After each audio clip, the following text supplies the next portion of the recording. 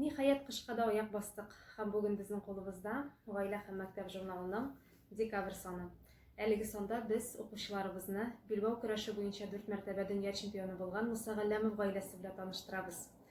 Шулай ук кызыклы темалар арасыннан мин гаҗәеп кешеләр рубрикасында урын алган язманы әйтеп китәр идем.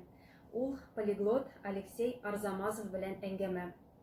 Мин үзем телләргә игътибар бирелгән көчле мәктәптә укыдым ди ул. Шунлыктан мәктәптә чагында ук француз теленнән тыш инглиз, итальян телләрендә үзләштердем. Тик татар теле аларның берсенә дә охшамаган.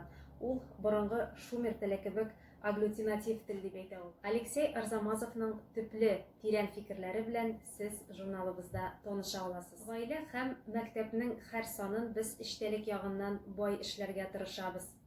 Бу санда да без укучыларыбызны кызыксындырган, заман сулышын үз эченә алган темаларга баеттык. Журнал бизәлеш ягыннан да сан сайын яхшыра бара.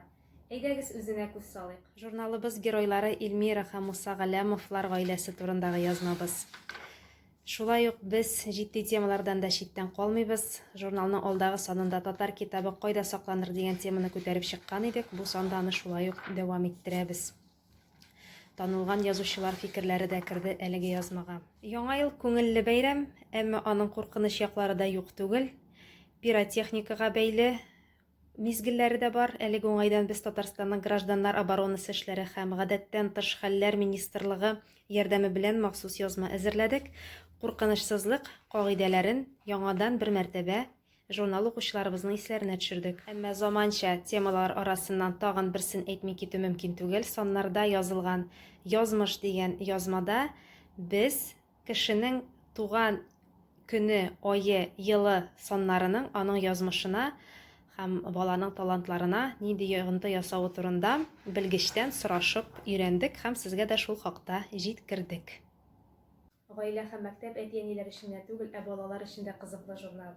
Декабрь санында без нәни укучыларыбыз өчен кыш бабайга хат рубрикасы астында менә шушындый матур бизәлеш белән конверт һәм конверт эченә салыр өчен хат кәгазендә урнаштырдык. Аны кисеп алып, балалар кыш бабайга үз исемнән хат яза алалар. Гаилә һәм мәктәпнең декабрь саныннан чын-чынлап яңа ел исе килә. Журналны тизрәк сатып алырга ашыгыгыз. Кызыклы һәм файдалы язмаларыбыз сезне көтеп кала.